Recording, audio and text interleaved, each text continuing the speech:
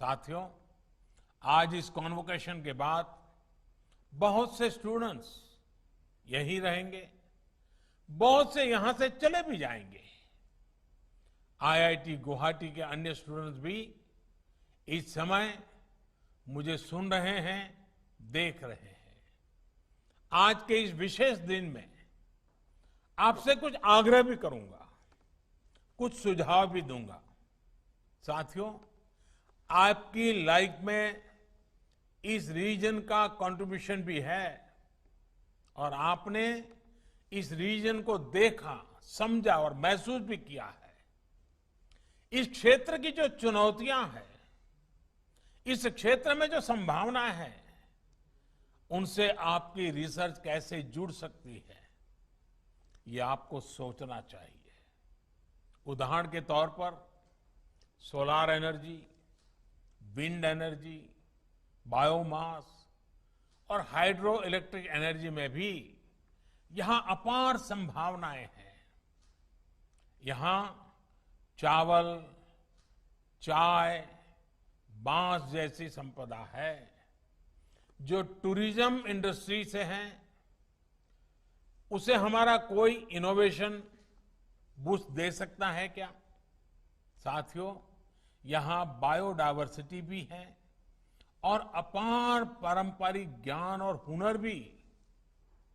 इस पारंपरिक हुनर का, नॉलेज का और यहां तक कि साइंस एंड टेक्नोलॉजी का ट्रांसमिशन भी परंपरा से होता आ रहा है। एक जनरेशन ने ये ज्ञान दूसरी जनरेशन को दिया, उससे अगली जनरेशन को मिला और ये सिलसिला चलता चला आ रहा है।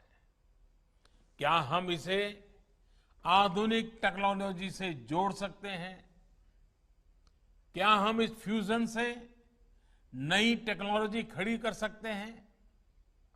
मेरा मानना है कि हम एक मॉडर्न और साइंटिफिक प्रोसेस के जरिए कल्चरल नॉलेज, स्किल्स और बिलीफ्स को rich and cutting edge professional development programme में तैयार कर सकते हैं। मेरा सुझाव है कि आईआईटी गुवाहाटी इसमें एक मुख्य भूमिका निभाए और एक centre for Indian knowledge system की स्थापना करे। इसके जरिए हम पूर्वोत्तर को, देश और दुनिया को ऐसा बहुत कुछ दे सकते हैं जो इनवैल्यूएबल होगा। साथियों, असम और पूर्वोत्तर देश का ऐसा रीजन है जो पॉसिबिलिटी से भरा हुआ है, लेकिन इस रीजन को फ्लड, अर्थक्वेक, लैंडस्लाइड और कई इंडस्ट्रियल डिजास्टर जैसी आपदाएं भी घेरती रहती हैं। इन डिजास्टर से निपटने में इन राज्यों की एनर्जी और एफर्ट्स खर्च होते हैं। इस समस्याओं से इफेक्टिवली निपटा जाए, इसके लिए high degree of technological support and intervention की जरूरत पड़ती है। मैं आईआईटी गुवाहाटी से भी अनुरोध करूंगा कि आप एक centre for disaster management and risk reduction की स्थापना भी करें।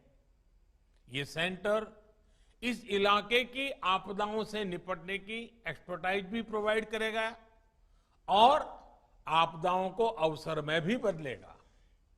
मुझे पूरा भरोसा है कि आईआईटी गुवाहाटी और आप सभी आईआईटी छात्र आगे बढ़ेंगे तो ये संकल्प भी जरूर सिद्ध होगा।